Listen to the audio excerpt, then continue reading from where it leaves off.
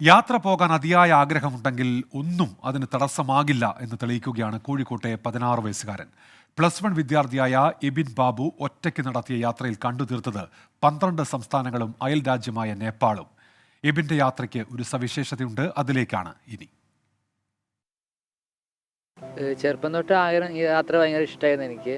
പിന്നീട് ഒറ്റയ്ക്ക് വീട്ടിൽ നിന്ന് ആരും കൊണ്ടുപോയില്ല, ഒറ്റയ്ക്ക് പോകാമെന്ന് വിചാരിച്ച് അങ്ങനെ പോയതായിരുന്നു ഞാൻ.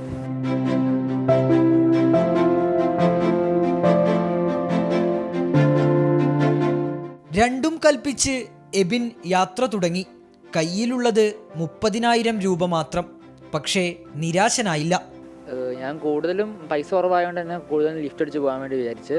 പിന്നെ ബസ്സും ട്രെയിനൊക്കെ പിടിക്കുന്ന സമയത്തൊക്കെ ബസ്സും ട്രെയിനും പിടിക്കും. കൂടുതലും ലിഫ്റ്റ് അടിച്ചായിരുന്നു പോയത്.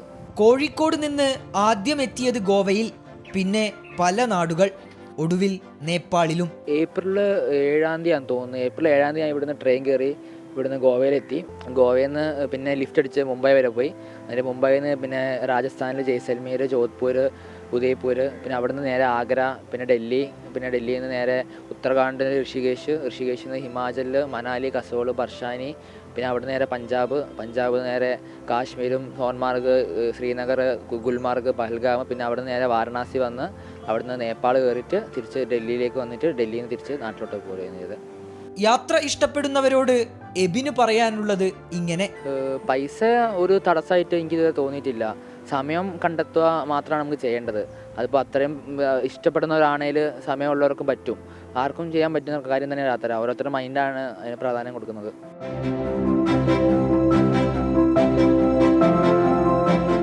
24 കോഴിക്കോട്.